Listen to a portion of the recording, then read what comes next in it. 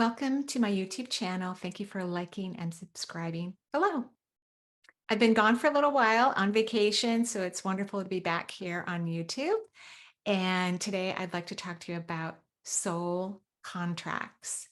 So first of all, I don't believe they exist. That means that, per my perception, souls are such independent creatures that they don't come into some alliance with another person where they have to wait to have some experience or evolution, or they have to provide some experience to another person in order to evolve or leave the planet or be a good person or have their soul have some sort of freedom. Souls are already free. They know they are part of God, the universe, source, creation. They know that they are powerful beyond measure. And they know, first and foremost, that one of the greatest laws in all of the universe is free will. So souls are not bound to contracts.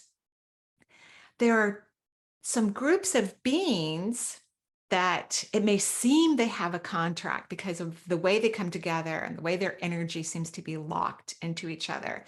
And their differences and their wounds may feel so powerful that they can't escape one another. So it has to be a soul contract, but that's not true. That's just a perception, a limited perception, by the way.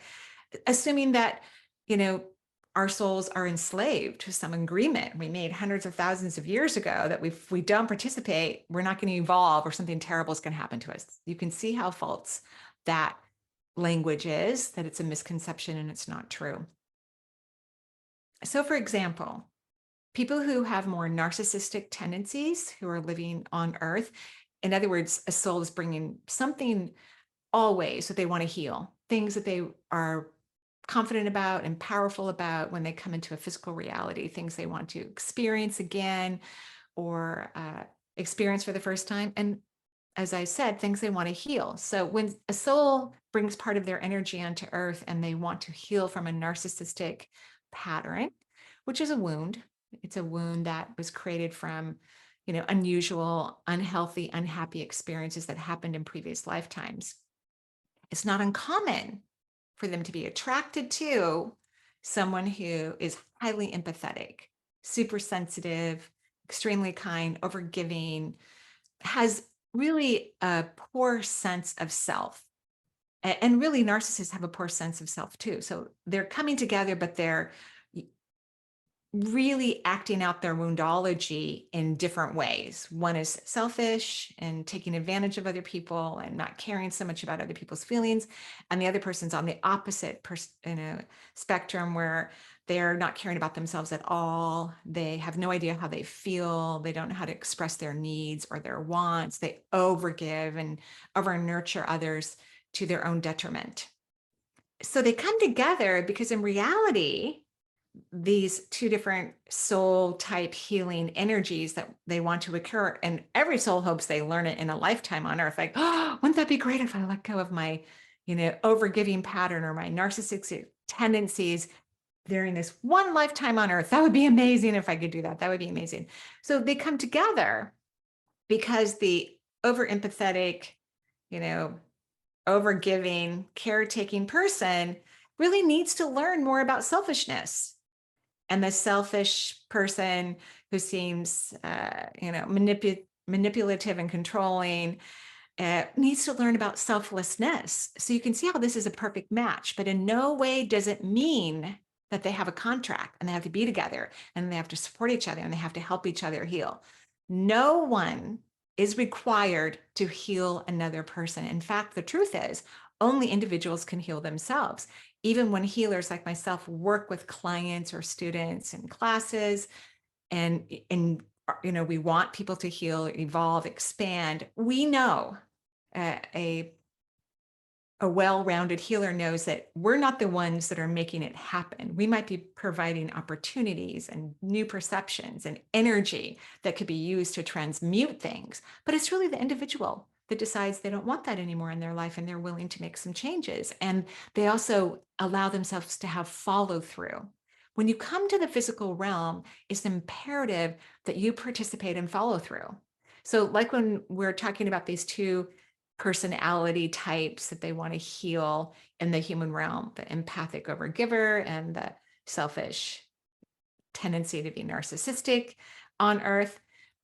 They need to have follow through in the other aspect of the pattern. The more selfish person needs to become more selfless. They need to follow that through, not talk about themselves, not talk about their life, their childhood, not make it all about them, not be looking for praise or attention all the time. They have to work on that. They have to stop being that type of person so that they can kind of feel what it's like to be different and how people react to them.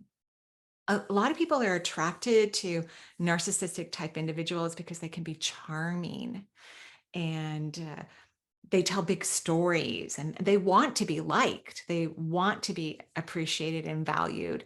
It gives them temporary reprieve from their, inner pain. And it's not permanent reprieve, but it's temporary, reprieve. See, those people liked me. They liked my story. That they like me. They really need to learn to like themselves and find out what else interests them about others that allows them to be curious. The same is true for the empath, which is probably everyone who's listening to this video is in that empathic nature, overgives, overcommits, doesn't know what they want, doesn't know what will make them happy, but has clear knowledge of what would make everyone else happy because empathic people have a lot of intuition inside their body. And so you have to stay in the follow through of being selfish. You have to stop caring about everyone. You can't let all of these thoughts be on your mind all the time. Just recently, I was purchasing Halloween costumes for my grandkids. Halloween's one of my favorite holidays. So I always buy the grandkids their costumes if their parents allow me to.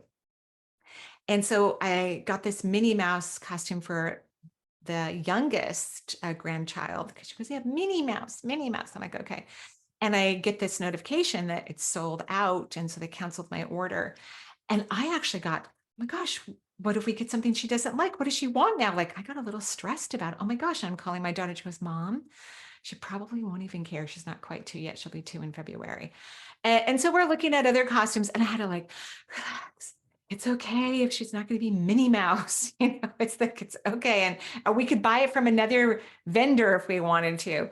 So the empath is kind of always in this angst of trying to please people and not wanting to let them down and wanting to take care of them and nurture them. And there's nothing wrong with those qualities, but if they're creating stress and anxiety inside of your body, then that's where the problem resides. So as an empath, you need to try to be a little bit more selfish. If you have a narcissistic friend, learn from them. It doesn't mean you will become a narcissist. It means that you will become balanced. You will become a giver and a receiver, which is just as important. Giving is just as important as receiving. You want to be balanced in your energy system. So be mindful of the fact that you need to have follow through. You can't just learn concepts and expect them to just dive into your body and reorganize your energy system and poof, you're done. You live in a physical reality for a reason because you have to have physical follow through. You have to make different choices. You have to learn in this context about empaths to say no, to not care so much, to catch yourself when you go in that anxiety to overgive and nurture. It means that you really feel that that's the best way you're going to receive love is by caretaking for other people. And real fulfilling love comes from within. Loving yourself is the most quantifying love you will ever experience in any lifetime, in any time space reality. It is the most healing love there is. Have a great day. Bye-bye.